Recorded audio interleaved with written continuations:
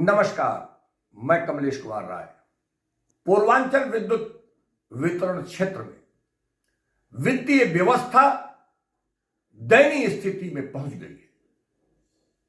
इस दुर्दशा के लिए आखिर कौन जिम्मेदार है, यह प्रबंधन को देखना होगा।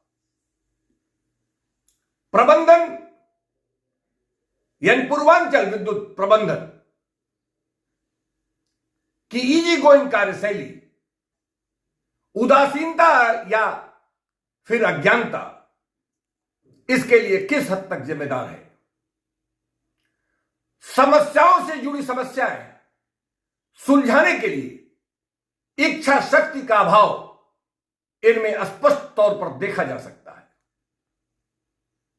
दरअसल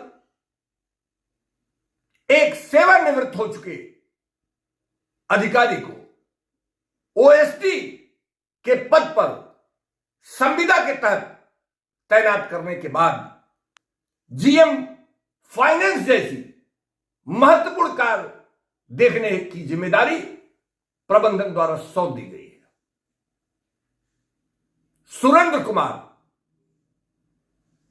नाम के इस अधिकारी को, जिसको कंप्यूटर का एबीसीडी नहीं जानकारी है, विभाग में सबसे लोएस्ट पद पर काम करने वाले TG2 की भर्ती के लिए भी CCC का एग्जाम देना, CCC की जानकारी रखना विभाग ने जरूरी कर रखा है। लेकिन वहीं जीएम फाइनेंस के लिए इस तरह की योग्यता का कोई महत्व प्रबंधन की नजर में लगता है नहीं है। कुल मिलाकर जिस ढंग से वित्तीय व्यवस्था चलाने का काम सुरेंद्र कुमार के द्वारा किया जा रहा है, वह किसी भी हालत में विभागीय हित के अनुकूल नहीं कहा जा सकता। वित्तीय इस अनियमितता के खेल में जहां एक तरफ ईआरपी पे तमाम कागजात, डॉक्यूमेंट्स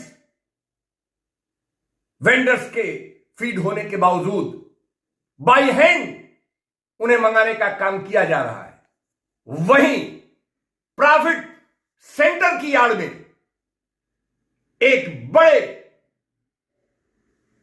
बड़ी अनियमितता और खासकर धन उगाही के नाम पर, धन उगाही के लिए, कथित रूप से धन उगाही के लिए यह जो कारगुजारी अधिकारियों द्वारा की जा रही है, प्रबंधन में बैठे ये फाइनेंस से जुड़े अधिकारियों द्वारा की जा रही है, वह जांच का विषय जरूर बन चुका है।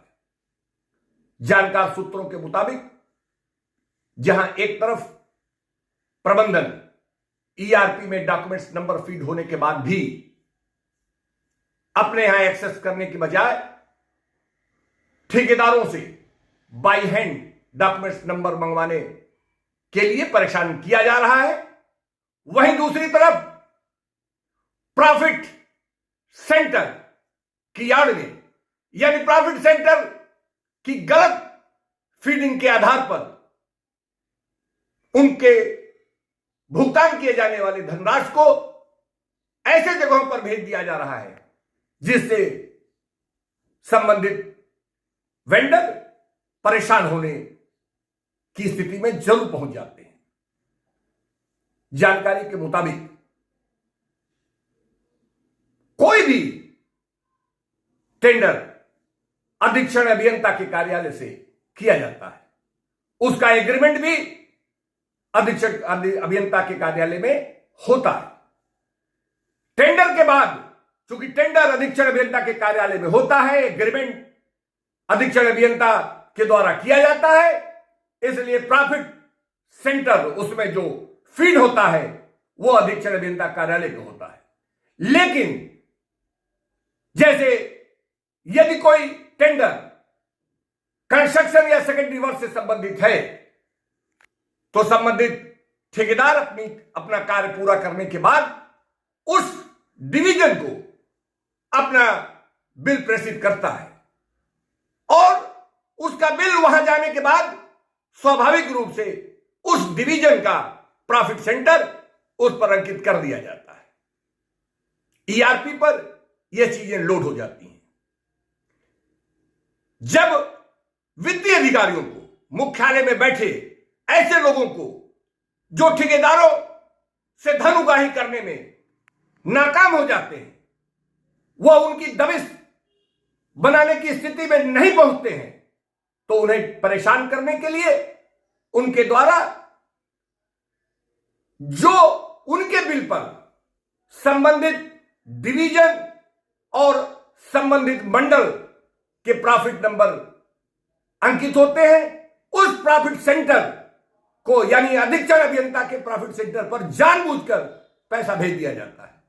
कहने के लिए यह कहा जाता है कि आपका पैसा चला गया है। ठेकेदार मुख्यालय से लेकर डिवीजन का चक्कर लगाता रहता है। बाद में पता लगता है कि वह पैसा तो अधीक्षण अभियंता के यहां चला गया है और वह इसलिए कि प्रॉफिट सेंटर अधीक्षण अभियंता का लिखा हुआ है। जाना है बनारस के सेकेंडरी वर्ष को, चला गया गाजीपुर के सेकेंडरी वर्ष को।